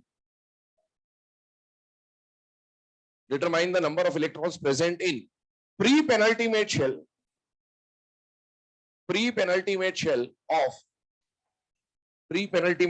of F block elements, pre-penultimate shell of F block elements। ठीक है, इधर देखें 2 मिनट के ध्यान से, ऑप्शंस आपके सामने लिखे हुए, लेकिन इस बार आप खुद लॉजिकली यहां पर सोचिए, बोर्ड पे बताइएगा क्या हो रहा है। आपको बोला गया है एफ ब्लॉक एलिमेंट्स के बारे में, तो सबसे पहले तो आपने एफ ब्लॉक का क्या लिख लिया बेटा? जनरल कॉन्फ़िगरेशन वो क्या होता है? ns2 n-1 d में 0 या 1, और n-2 f 1 से 14। आपको फोकस करने को बोला गया है कौन से शेल पे? इस बार आउटर मोस्ट, पेनल्टीमेट या pre penultimate? Pre penultimate shell कौन होता है? n होता है, n-1 या n-2? n-2। आपका फोकस n-2 पे होना चाहिए। n-2 में फिलहाल में आपको 1 से 14 दिख रहा है, बट आंसर ये नहीं है, क्योंकि इसके अंदर कुछ छुपा हुआ है। क्या n-2 पे डायरेक्टली इलेक्ट्रॉन f पे जा सकता है क्या? नहीं। पहले n-2 में कहा गया होगा s, फिर n-2 का p, फिर n-2 का d, तब जाके f की बारी आई होगी। इसको पूरा एक्सपांड करते हैं एक बार, ताकि प्रैक्टिस भी हो जाए। 3 शेल की कहानी है यहाँ पर, एक NH शेल, एक n-1h शेल, और एक n-2h शेल। 3 शेल दिख रहे हैं आपको। अच्छा, NH शेल के साथ जो सबशेल दिखा रखा है वो S है, मतलब S से पहले तो इलेक्ट्रॉन किसी में नहीं गया होगा, ये तो बात पक्की है। n-1 के साथ जो दिखाया गया है आपको वो D है। अगर n-1 के D में इलेक्ट्रॉन गया है तो क्या n-1 का पहले S और P भर चुका होगा या नहीं भर चुका होगा? भर चुका होगा। और D में कितना इलेक्ट्रॉन है? 0 या 1। ये मत करना कि D10 भर दो यार, D में जितना है उतना ही लिखना है। n-2 में इलेक्ट्रॉन कहां दिखाया गया है? 1 से 14, पर n-2 में F में डायरेक्टली इलेक्ट्रॉन नहीं जा सकता, पहले n-2 का S भरा होगा, P भरा होगा, D भरा होगा, तब जाके इलेक्ट्रॉन F में एंटर हुआ होगा। अब आपको इसके अंदर देखना है, तो इसके अंदर बेटा ये वाले इलेक्ट्रॉन तो फिक्स है, टोटल 18 इलेक्ट्रॉन फिक्स है। अगर एक इलेक्ट्रॉन और इसमें ऐड कर दूं तो 19, और अगर 18 में 14 ऐड किया तो कितना हो जाएगा 32, तो आंसर हो जाएगा 19 to 30।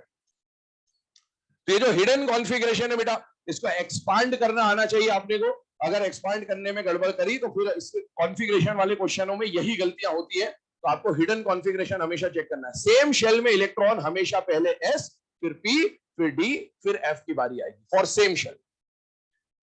चलिए अब इसमें और क्या क्वेश्चन फ्रेम हो सकता है उसको भी देख ले, यहीं पर बोर्ड पे ही डिस्कस कर दे रहे, लिखा नहीं रहा। आपको बोला एफ ब्लॉक एलिमेंट्स के, अभी हमने बात करी प्री पेनल्टीमेट शेल, अब आपको बोला एफ ब्लॉक एलिमेंट्स के पेनल्टीमेट शेल में इलेक्ट्रॉन्स की क्वांटिटी। पेनल्टीमेट शेल कौन होगा? ये पेनल्टीमेट शेल में इलेक्ट्रॉन की क्वांटिटी 8 से लेकर 9। ये कब है? जब थोरियम को अपन ने हटा दिया। ध्यान रखना, थोरियम के D2 आता है। अगर थोरियम को भी इंक्लूड कर दूं तो थोरियम में यहां D2 आ जाएगा, और D2 हो जाएगा तब आंसर हो जाएगा 8 to 10। ये बात ध्यान रखनी है, बट जनरल बात कर रहे हैं तो जनरल में तो 8 to 9 चल जाएगा, कोई दिक्कत वाली बात नहीं। चलिए अगला क्वेश्चन बोल रहा हूं, लिखेगा।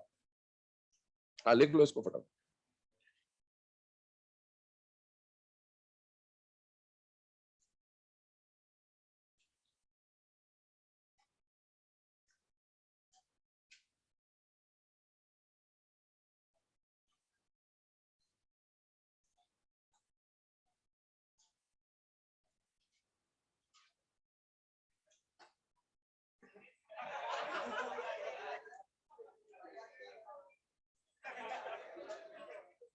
होली है, छोड़ना मत।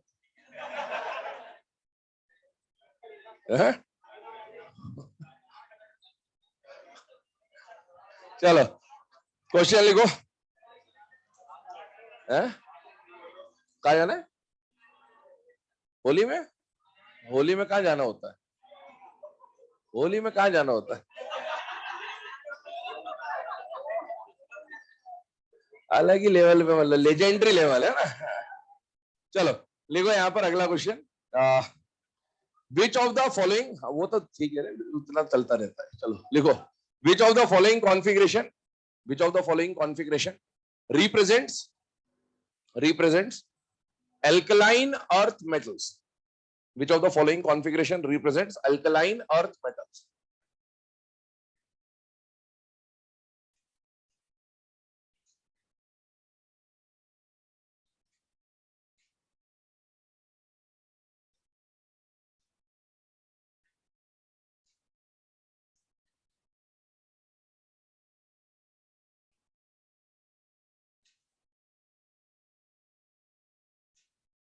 चलिए ऑप्शंस आपके सामने लिखे हुए हैं, इनमें से कम 2 ऑप्शन तो आप डायरेक्टली एलिमिनेट कर ही सकते हैं, उसमें कोई दिक्कत नहीं आनी चाहिए, है ना।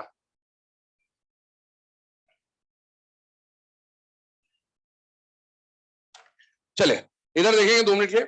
हम लोग बात कर रहे हैं अल्कलाइन अर्थ मेटल्स की। बेटा सबसे पहली बात आपसे पूछा गया अल्कलाइन अर्थ मेटल का जनरल कॉन्फ़िगरेशन क्या होगा। तो पहली बात, अल्कलाइन अर्थ मेटल कौन से ब्लॉक को बिलोंग करता है? S block.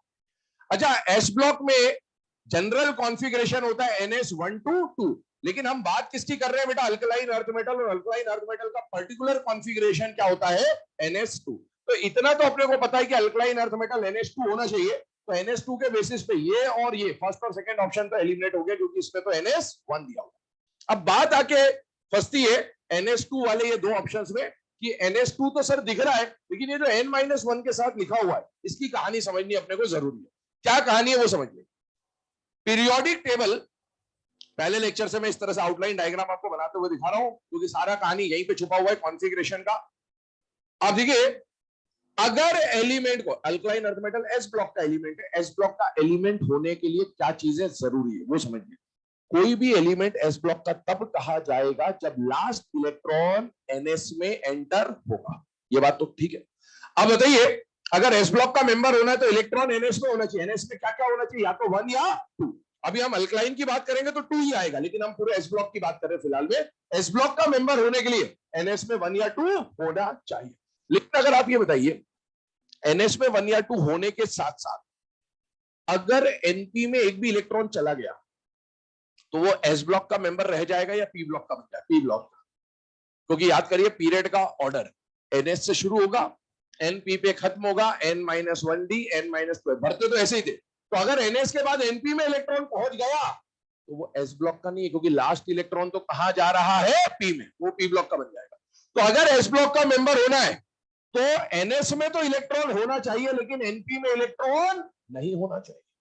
आप बताइए इसकी कॉन्फ़िगरेशन में कहीं पर np में इलेक्ट्रॉन है क्या? नहीं, ये तो n-1 है, np में तो कहीं भी इलेक्ट्रॉन नहीं दिया हुआ है। और सुनिए, अगर s ब्लॉक का मेंबर होना है तो ns में 1 या 2 होना चाहिए लेकिन n-1d में इलेक्ट्रॉन नहीं होना चाहिए। क्यों? क्योंकि अगर ns के बाद n-1d में इलेक्ट्रॉन चला गया तो ये s ब्लॉक का मेंबर नहीं बचा, ये d ब्लॉक का मेंबर बन जाएगा बेटा। और इसीलिए अगर s ब्लॉक का मेंबर होना है तो np तो 0 होना चाहिए लेकिन n-1d 0 होना चाहिए। n-1 के s में इलेक्ट्रॉन हो चलेगा, p में इलेक्ट्रॉन हो चलेगा, लेकिन n-1 के d में इलेक्ट्रॉन नहीं होना चाहिए। और सुनिए, ये भी नहीं है मान लीजिए, लेकिन अगर ns में इलेक्ट्रॉन है और साथ ही साथ n-2 f में इलेक्ट्रॉन चला गया तो फिर वो किसका मेंबर बन जाएगा? f ब्लॉक का।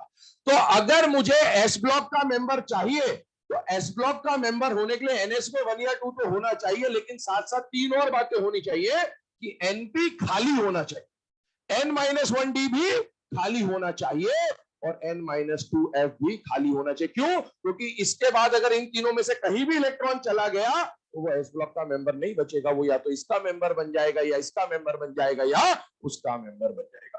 तो एक स्टेटमेंट बोल रहा हूं, साइड में कहीं पर लिख लेना, फिर बात करते हैं क्वेश्चन की, है ना, हिंदी में लिख लेना। एस ब्लॉक मेंबर होने के लिए, एस ब्लॉक मेंबर होने के लिए एनएस 1 या 2 होना चाहिए। एस ब्लॉक मेंबर होने के लिए एनएस 1 या 2 होना चाहिए, एनएस 1 या 2 होना चाहिए, लेकिन साथ साथ n-1d, लेकिन साथ साथ n-1d comma n-2f comma np खाली होना चाहिए। एस ब्लॉक मेंबर होने के लिए ns 1 या 2 होना चाहिए, लेकिन साथ साथ n-1d comma n-2f comma np खाली होना चाहिए। अब आइए यहां पर, अगर एस ब्लॉक का मेंबर होना है बेटा तो ns में तो इलेक्ट्रॉन होना चाहिए, लेकिन उसके बाद ना तो n-1d ना n-2f ना np में इलेक्ट्रॉन होना चाहिए। अब उसी को हम लोग यहां चेक करें। देखिए ns में तो इलेक्ट्रॉन अल्कलाइन अर्थ मेटल की बात करें, लेकिन यहां देखिए n-1 के d में इलेक्ट्रॉन जा रहा है, और अगर ns के बाद n-1d में इलेक्ट्रॉन चल गया तो ये s ब्लॉक का मेंबर नहीं बचेगा, ये कौन से ब्लॉक का बन जाएगा? d ब्लॉक का। और इसीलिए ये आंसर नहीं हो सकता। करेक्ट आंसर कौन सा हो जाएगा? सी। नोट कर लें से।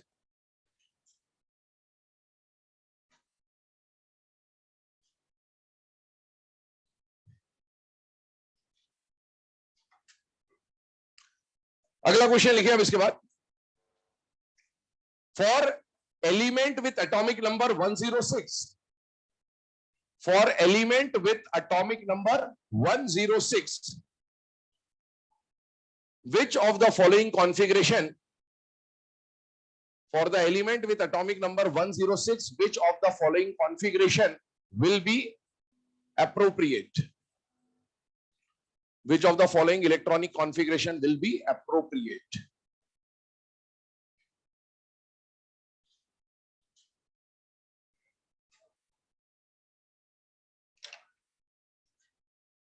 ठीक है, ऑप्शंस आपके सामने लिखे हुए हैं। अब ये जो क्वेश्चन अभी आपको दिया गया फिलहाल में, है ना, ये क्वेश्चन अगले टॉपिक का वैसे तो, बट इसके बारे में हम लोग डिस्कस कर चुके हैं बहुत सारी बातें, इसीलिए हम इसको पहले कवर करने की कोशिश कर रहे हैं। ये क्वेश्चन है identification of period, group and block का, लेकिन कुछ बातें हम लोग पहले से पढ़ चुके हैं, उसी को हम लोग यहाँ यूज करने वाले। देखिए ध्यान से समझिएगा, ध्यान से, है ना, मैं बता रहा हूं आपको इसका पूरा सोल्यूशन। सबसे पहली बात, यहां पर जो एलिमेंट आपको दिया उसका एटॉमिक नंबर कितना है बेटा? 106। हमने प्रीवियस लेक्चर्स में ये पढ़ा हुआ है कि अगर किसी एलिमेंट का एटॉमिक नंबर 104 से 118 है तो इसके लास्ट 2 डिजिट क्या इसके ग्रुप नंबर के इंफॉर्मेशन दे देते हैं बेटा? यस।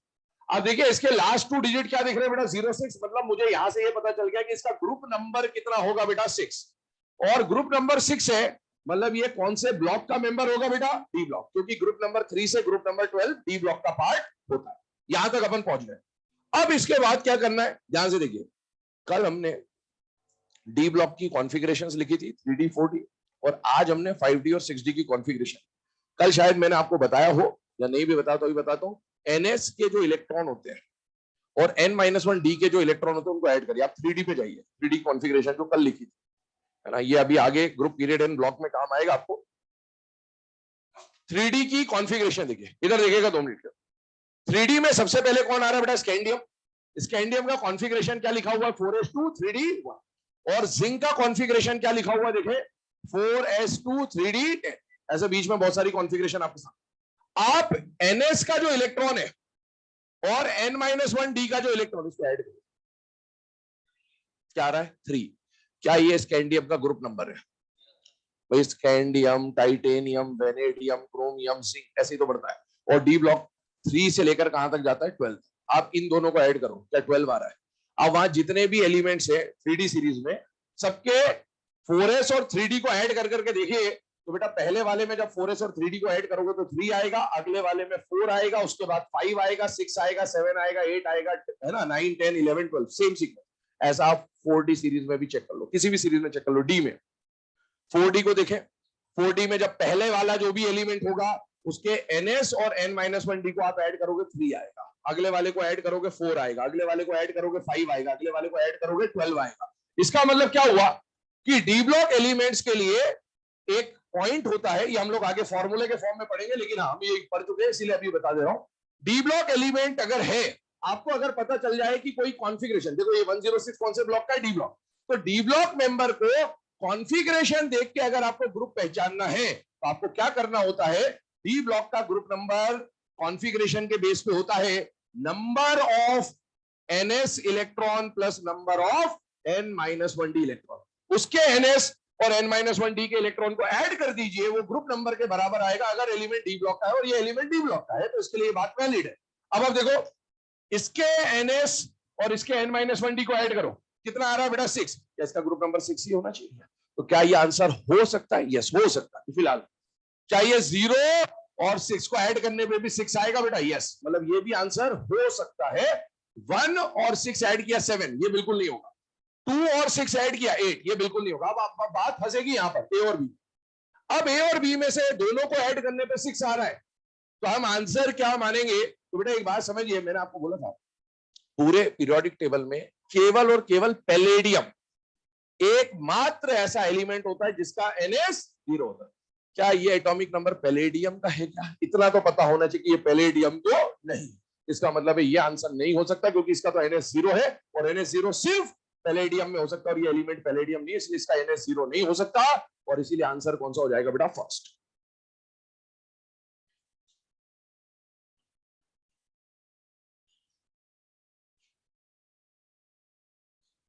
चलिए नेक्स्ट क्वेश्चन लिखेगा। हाँ लिख लो इसको फटाफट।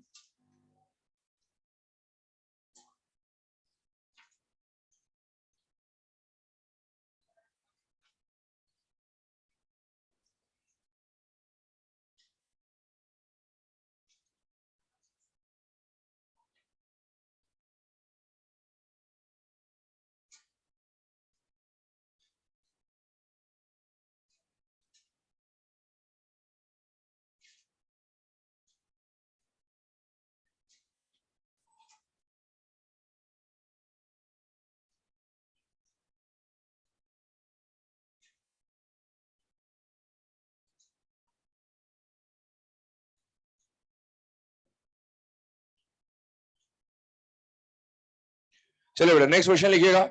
Which of the following general configuration, which of the following general configuration represents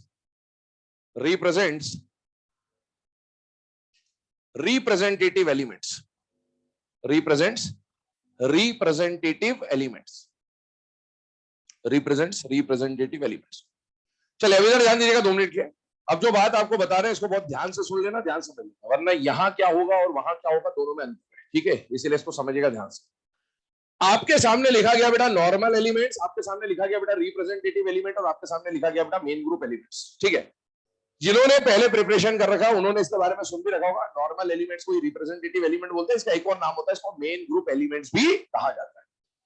अब ये नॉर्मल और रिप्रेजेंटेटिव एलिमेंट किसको बोलते हैं? तो उसके ऊपर बात करें तो एस ब्लॉक के साथ अगर आप पी ब्लॉक को, है ना, ऐड कर दें, एस और पी ब्लॉक का कॉम्बिनेशन ले ले, तो इस एस और पी ब्लॉक के कॉम्बिनेशन को क्या बोलते हैं बेटा? मेन ग्रुप एलिमेंट्स या रिप्रेजेंटेटिव एलिमेंट्स या नॉर्मल एलिमेंट्स। लेकिन सुनना मेरी बात, ध्यान सुनना, अभी लिखना मत। भाई एस और पी ब्लॉक में कौन कौन से ग्रुप आते हैं जरा आप फोकस करें। तो एस ब्लॉक में आता है ग्रुप नंबर 1 और 2, और पी ब्लॉक में आता है बेटा ग्रुप नंबर 13, 14, 15, 16, 17 और 18। अब मॉड्यूल जब आप पढ़ेंगे तो मॉड्यूल में ऐसा लिखा जाता है, या मॉड्यूल के क्वेश्चन जब आप सॉल्व करेंगे तो उसमें ऐसा बोला जाता है कि आप एस और पी ब्लॉक को काउंट करें और एस और पी ब्लॉक में से क्या हटा दे? ग्रुप नंबर 18 हटा दे। मतलब ग्रुप नंबर 1, 2, 13, 14, 15, 16, 17 इतने अगर आप देखो तो ये जो ग्रुप्स है इनको मिला के, इनके एलिमेंट्स को मिला के क्या बोला जाता है बेटा? नॉर्मल एलिमेंट्स या फिर रिप्रेजेंटेटिव एलिमेंट्स बोला जाता है, ठीक है, मॉड्यूल के अंदर। लेकिन एनसीईआरटी से इत्तेफाक नहीं रखता। एनसीईआरटी में साफ साफ लिखा हुआ है पीरियोडिक टेबल के अंदर कि S block and P block elements combined are known as normal elements. इसका मतलब यह हुआ कि एस और पी ब्लॉक को कंबाइन करने का मतलब यह है कि आपको ग्रुप नंबर 18 जिसको मॉड्यूल रिप्रेजेंटेटिव नहीं मानता है, एनसीईआरटी उसको भी रिप्रेजेंटेटिव मानता है। अब आपके पास इतना दिमाग होना चाहिए कि एग्जाम में आएगा तो मार्क्स कौन दिलाएगा, ठीक है। हाँ, तो अब यह ध्यान रखिएगा कि एस और पी ब्लॉक के टोटल जो एलिमेंट्स होते हैं उनको मिला के क्या बोला जाएगा बेटा? Normal elements, representative elements, main group elements according to NCERT, और हमें यही फॉलो करना है। अब आइए इस पे, आपको पूरे एस और पी ब्लॉक का जनरल कॉन्फ़िगरेशन पहचानना है। इनमें से भाई एस ब्लॉक का जनरल कॉन्फ़िगरेशन क्या होता है? NS1 2 और पी ब्लॉक का जनरल कॉन्फ़िगरेशन क्या होता है बेटा? NS2 NP1 2 6। अब इसको देखकर अगर दोनों को मिक्स कर दिया जाए तो दोनों को मिक्स करने पर इनमें से कौन सा कॉन्फ़िगरेशन आएगा? तो देखिए NS1 2 यहां भी 2 है, 2 इसी में आ रहा है, तो NS1 2 तो आपको सभी में दिख रहा है। अब आपको एनपी में देखना है, एनपी में यहां क्या दिख रहा है बेटा? 1 2 6। 1 2 6 देखकर ये आंसर नहीं लगाना है, आंसर करेक्ट है ये वाला, ये वाला। क्यों करेक्ट है? क्योंकि क्या एस ब्लॉक के मेंबर भी नॉर्मल एलिमेंट्स है या नहीं है? है। और एस ब्लॉक का मेंबर होने के लिए एनएस में 1 या 2 तो होना चाहिए, लेकिन एनपी में 0 होना चाहिए। और जब आप दोनों को मिक्स करोगे, दोनों को मिक्स करोगे तो एनएस में 1 to 2 यहां भी है, एनएस में 2 यहां भी है, मतलब ये एनएस 1 to 2 तो ठीक है, लेकिन एनपी 0 to 6 बनेगा। अभी भी अगर दिमाग के घोड़े ना दौड़ रहे हो तो कुछ नहीं करना है, कॉन्फ़िगरेशन लिख लो। Lithium, beryllium, boron, carbon, nitrogen, oxygen, fluorine, neon, ये सारे एलिमेंट्स कौन से ब्लॉक के हैं? एस और पी ब्लॉक, सेम पीरियड के हैं, ये सारे रिप्रेजेंटेटिव है, ये भी रिप्रेजेंटेटिव है अकॉर्डिंग टू एनसीईआरटी। अब आप इनकी कॉन्फ़िगरेशन लिख लें, और आप इनकी कॉन्फ़िगरेशन लिखेंगे तो कहानी क्लियर हो जाएगी। ये आ जाएगा 2s1, ये आ जाएगा 2s2, ये आ जाएगा 2s2 2p1, और ये आ जाएगा 2s2 2p6। अब इसको जनरलाइज कर दीजिए भाई। एनएस में, एनएस मतलब 2s और एनपी मतलब 2p। एनएस में आपको मिनिमम कितना दिख रहा है? 1, और मैक्सिमम कितना दिख रहा है? 2। तो एनएस का कॉन्फ़िगरेशन तो 1 to 2 है, वो सभी में, उसको चेक करने से कोई फायदा भी नहीं। लेकिन एनपी आप देखिए, एनपी में सबसे कम आपको यहां क्या दिख रहा है? 1। लेकिन भाई ये भी तो रिप्रेजेंटेटिव एलिमेंट है, और अगर ये रिप्रेजेंटेटिव है तो इसकी कॉन्फ़िगरेशन को भी तो आपको लेके चलना है, और इसकी कॉन्फ़िगरेशन जब आप लेके चलोगे तो बेटा पी में कहां से कहां तक मिलेगा? 0 से लेकर 6 तक। ये इसका आंसर है, नोट कर लीजिए। ध्यान रखना, माइनर, माइनर, मेजर, वेजर में, माइनर मेजर में आप जब 18 को रिप्रेजेंटेटिव लगा के आएंगे आपका आंसर गलत माना जाएगा, गलत माना जाएगा, मानने दो। तुम ये दुआ मनाओ कि ये क्वेश्चन वहां आ जाए।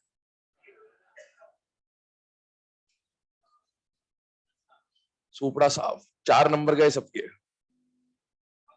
5, ठीक है, 4 ही मानता अपन को।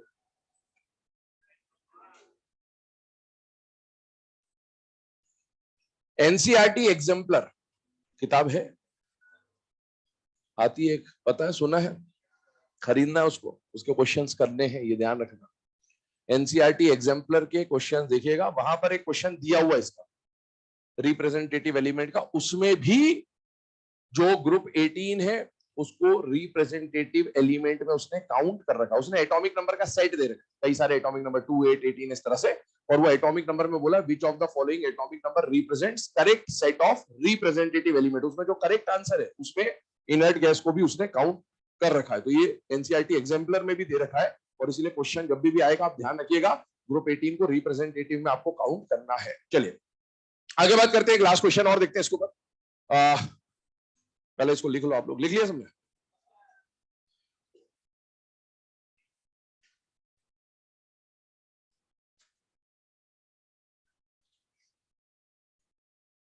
कल हाँ छुट्टी है कल तो भी।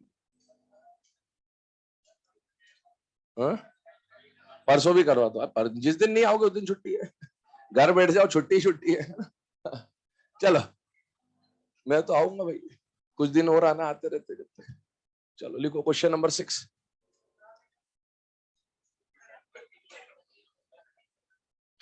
लिखो question number 6। which of the following set correctly represents correctly represents maximum number of electrons?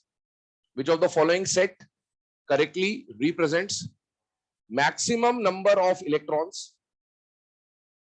in outermost shell of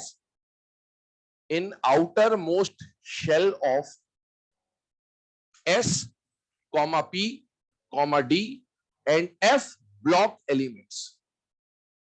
S, P, D and F block elements.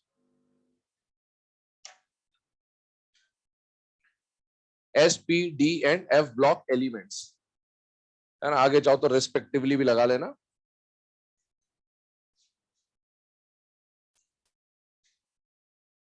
ठीक है, ऑप्शंस बोर्ड पे लिखे हुए हैं।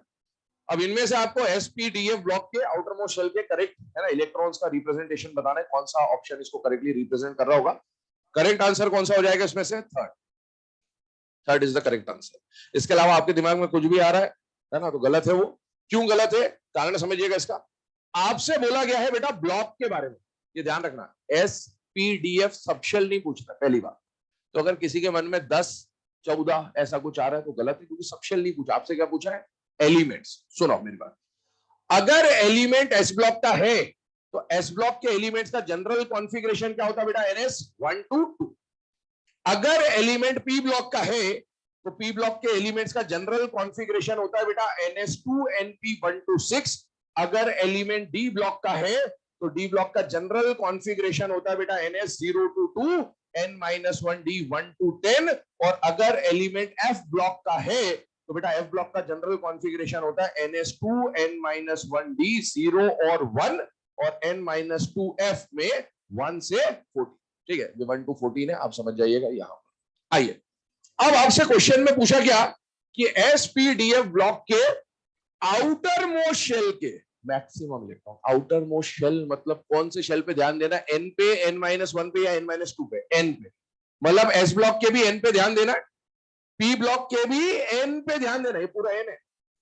डी ब्लॉक के भी एन पे ध्यान देना है और एफ ब्लॉक के भी एन पे ध्यान देना है। बेटा N-1 को देखने से कोई फायदा नहीं है, N-1 या N-2 को देखने से कोई फायदा नहीं, क्योंकि आउटर मोस्ट शेल पूछा है। अब आप बताइए एस ब्लॉक के आउटर मोस्ट शेल में कितने मैक्सिमम इलेक्ट्रॉन है? तो ये तो देखना ही नहीं था आपको, क्योंकि आंसर सभी के सेम है। अब एक बात बताओ, बचपन से एक बात पढ़ते आ रहे हो, आउटर मोस्ट शेल में ज्यादा से ज्यादा 8 इलेक्ट्रॉन हो सकते हैं, ये पढ़ा है आपने कई बार। यहां पर आउटर मोस्ट शेल में कितने इलेक्ट्रॉन दिखा रखे हैं? 10, या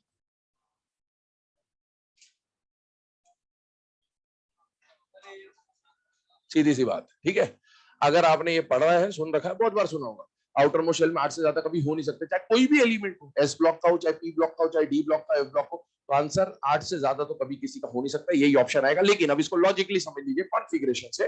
बेटा एस ब्लॉक का अगर मेंबर है तो आउटर मोस्ट शेल देखिए, आउटर मोस्ट शेल में मैक्सिमम कितने इलेक्ट्रॉन दिख रहे हैं? 2। पी ब्लॉक को देखिए, ये भी आउटर मोस्ट शेल है और ये भी आउटर मोस्ट शेल है, और मैक्सिमम को ऐड कर दीजिए तो मैक्सिमम कितना आ रहा है? 8। यहां पर मैक्सिमम कितना आ रहा है? 2। और एस से पहले तो कोई आया भी नहीं होगा, जैसे इसमें और इसमें तो हिडन है, लेकिन एस के पहले तो कोई नहीं आया होगा, हिडन भी कुछ नहीं है। और यहां पर भी क्या आ रहा है? 2। तो 2 8 2 2 विल बी दी आंसर। ठीक है, तो ये नोट कर लें। यहां पर आके जो कॉन्फ़िगरेशन वाले पॉइंट्स हैं ये लगभग कंप्लीट होते हैं। नेक्स्ट क्लास से हम लोग आइडेंटिफिकेशन वाला जो पॉइंट है वो स्टार्ट करेंगे, ग्रुप पीरियड एंड ब्लॉक का, है ना, एटॉमिक नंबर और कॉन्फ़िगरेशन। चलने थे, क्या फर्क पड़ता है।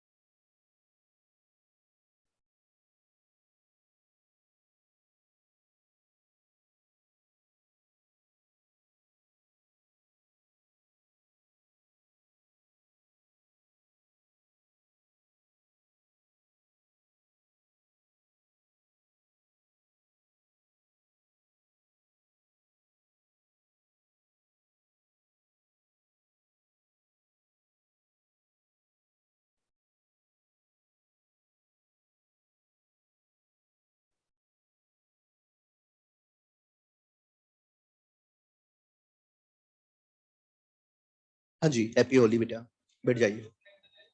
हाँ जी, क्या?